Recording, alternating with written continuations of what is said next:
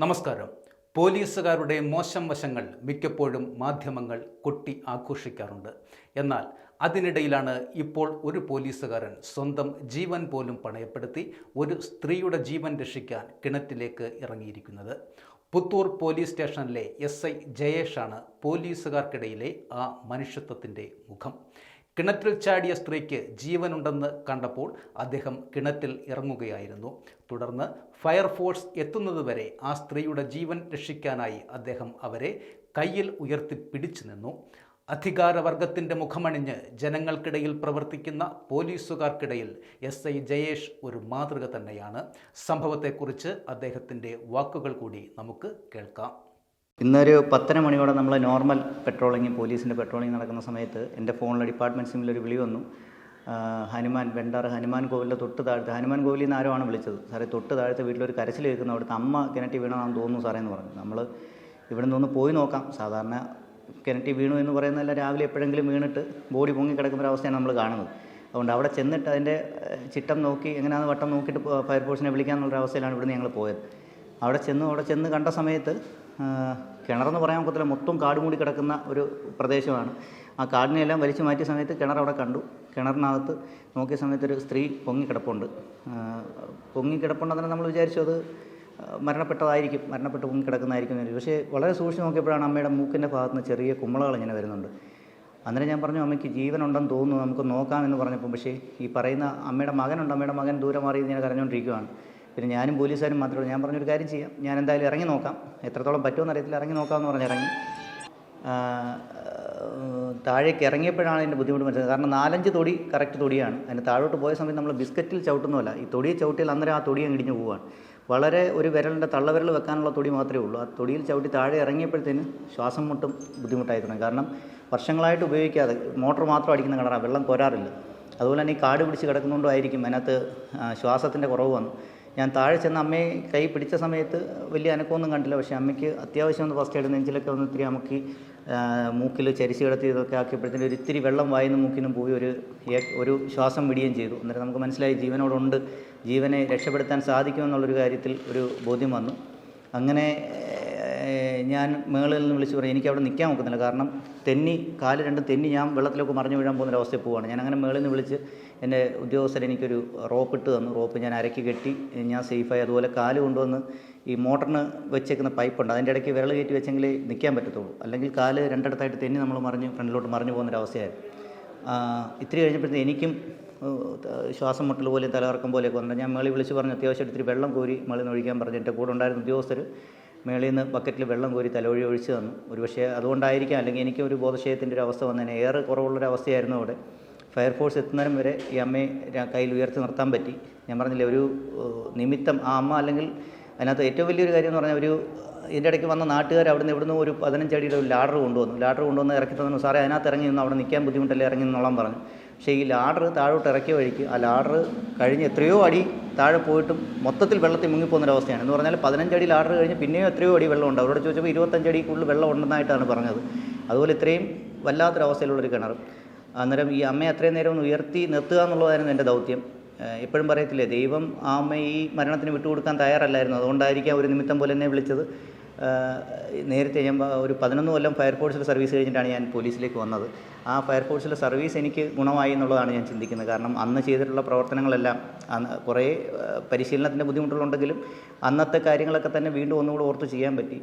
എപ്പോഴും ഫയർഫോഴ്സും പോലീസും എല്ലാം ഒറ്റ കാര്യമാണ് പറയുന്നത്, കാരണം ജനങ്ങളുടെ ജീവനും സ്വത്തിനും സംരക്ഷണം നൽകുക എന്നുള്ളത്. നമ്മുടെ മുമ്പിൽ എൻ്റെ അമ്മൂമ്മയുടെ പ്രായമുള്ളൊരു അമ്മ മരണപ്പെടാൻ ഒരിക്കലും കാരണമാവരുതെന്നുള്ളൊരു ചിന്ത വന്നതുകൊണ്ടാണ് അത്രയും പെട്ടെന്ന് ഇറങ്ങാൻ പറ്റിയത്. എൻ്റെ മേലുദ്യോഗസ്ഥരുടെ സപ്പോർട്ടും അതുപോലെ തന്നെ എൻ്റെ കൂടെ ഉണ്ടായിരുന്നവർ, എൻ്റെ കൂടെ സ്പോട്ടിൽ വന്ന ഉദ്യോഗസ്ഥരുടെ സപ്പോർട്ടും കൊണ്ട് മാത്രമാണ് എനിക്കും യാതൊരു ബുദ്ധിമുട്ടും പറ്റാതെ മേളി വന്നപ്പോഴത്തേക്കും സത്യം പറഞ്ഞാൽ നല്ല ക്ഷീണിച്ചു പോയി, നല്ല തളർന്നൊരവസ്ഥയായിരുന്നു. എന്തായാലും അമ്മയുടെ ജീവൻ രക്ഷപ്പെട്ടതായിട്ട് അറിയാൻ കഴിഞ്ഞു. വളരെ സന്തോഷം. ഒരു ജീവൻ രക്ഷിക്കുക എന്ന് പറഞ്ഞാൽ അതിൽ വലിയൊരു കാര്യം നമുക്ക് നമ്മുടെ സർവീസിൽ ചെയ്യാനില്ല.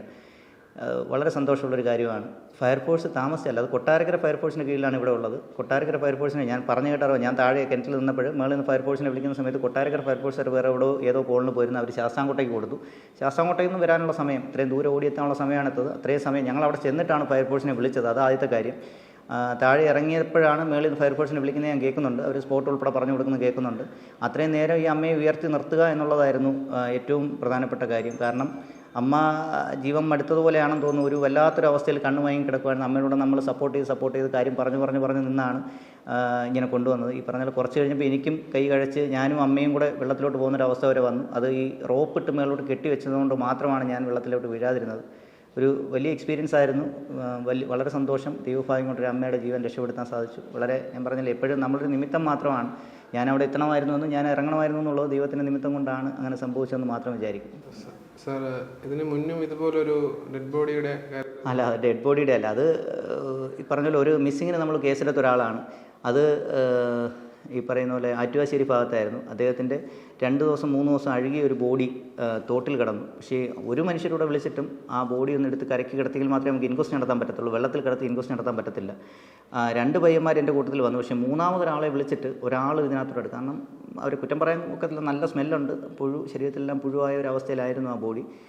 വേറെ ആരും ഇല്ലാത്തപ്പം ഞങ്ങളുടെ ജോലി ഇതൊക്കെ തന്നെയാണ്. നമ്മളതുകൊണ്ട് നേരിട്ട് ഇറങ്ങി എന്നുള്ളത് അതൊന്നും വാർത്തയാവേണ്ട കാര്യങ്ങളൊന്നുമല്ല. ഇതൊക്കെ ഞങ്ങൾ ഡെയിലി, ഞാനെന്നല്ല, എൻ്റെ കേരളത്തിലെ ഇന്ത്യയിലെ മുഴുവൻ പോലീസുകാർ ചെയ്തു വരുന്ന കാര്യങ്ങളാണ് ഇതൊക്കെ. ആരെങ്കിലും കണ്ണിൽ കാണുമ്പോൾ ഇത് പറയുന്നുള്ളത്. എന്നെക്കാൾ ഭീകരമായിട്ടുള്ള അവസ്ഥകളിൽ, ഇതിൽ ഭീകരമുള്ള അവസ്ഥകൾ ഞാനും എൻ്റെ സുഹൃത്തുക്കളും എൻ്റെ മേലുദ്യോഗസ്ഥരും എല്ലാവരും നേരിട്ട് പോകുന്ന ആൾക്കാരാണ്.